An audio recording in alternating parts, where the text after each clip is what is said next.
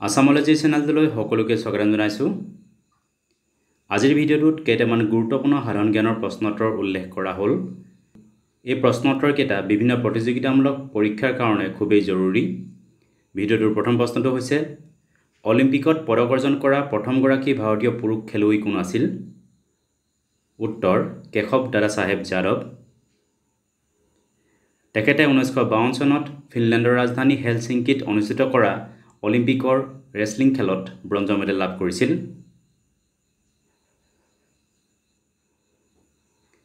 গংগা নদী আৰু যমুনা নদীৰ সংগমস্থল ক'ত অৱস্থিত? উত্তৰ প্ৰয়াগৰাজ।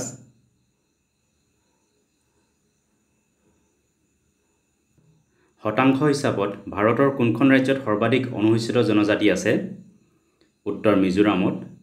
আনহাতে জনসংখ্যাৰ হিচাপত মধ্যপ্ৰদেশত আটাইতকৈ বেছি অনুসূচিত জনজাতি আছে। ভাৰতৰ কোনখন ৰাজ্যক মছলাৰ উদ্যান বুলি কোৱা হয়?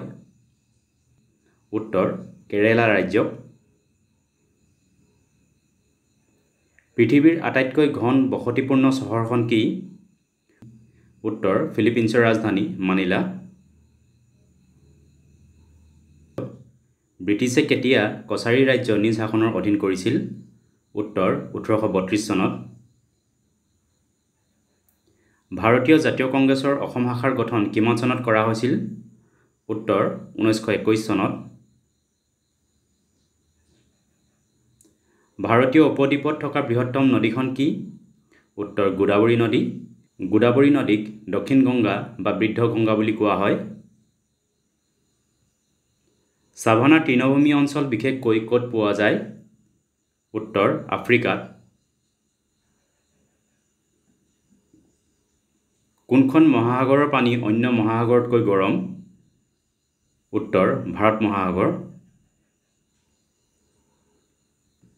ইনফ্লেশ্যন অৰ্থাৎ মুদ্ৰাস্ফীতিৰ সময়ত মুদ্ৰাৰ মূল্য কমে নে বাঢ়ে?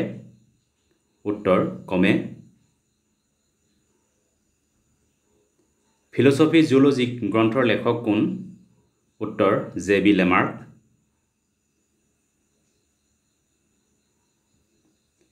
SCERT সম্পূৰ্ণ অৰ্থ কি?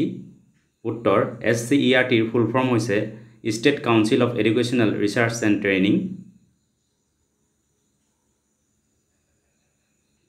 বিজুলী ঢেৰেকণিত পোহৰ দৃশ্যমান হোৱাৰ কিছু সময়ৰ পিছতহে শব্দটো শুনা যায় কিয়? উত্তৰ পোহৰৰ বেগ শব্দতকৈ বেছি কাৰণে। গ্ৰীষ্মকালত মৌচুমী বতাহ কোন দিশৰ পৰা কোনটো দিশলৈ বয়? উত্তৰ দক্ষিণ পশ্চিমৰ পৰা উত্তৰ পূব দিশলৈ।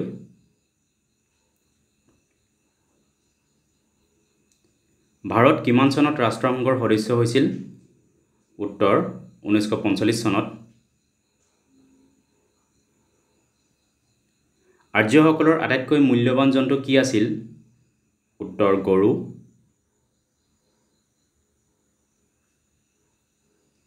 শকুন্তলা, মেঘদূত আৰু ঋতুসংহাৰ কাব্যৰ লেখক কোন? উত্তৰ কালিদাস।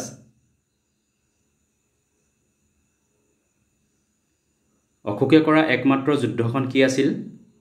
উত্তৰ কলিংগ যুদ্ধ। ভাৰতত প্ৰথম ৰাষ্ট্ৰীয় বন নীতি কেতিয়া ঘোষণা কৰা হৈছিল? উত্তৰ 1952 চনত। প্ৰথমে কোষৰ নামাকৰণ কৰা বিজ্ঞানীগৰাকীৰ নাম কি? উত্তৰ ৰবাৰ্ট হুক।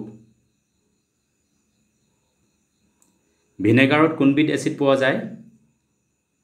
উত্তৰ ইথানয়িক এচিড। এই এচিডক এচিটিক এচিড বুলি কোৱা হয়।